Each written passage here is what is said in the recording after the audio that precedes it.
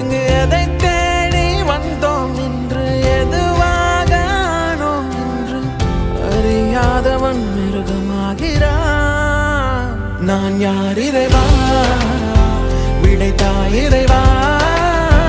நான் யார் இறைவா, பதில் சொல்ல மண்ணில் வருவாயா. நான் யார் இறைவா, விடைத்தாய் இறைவா.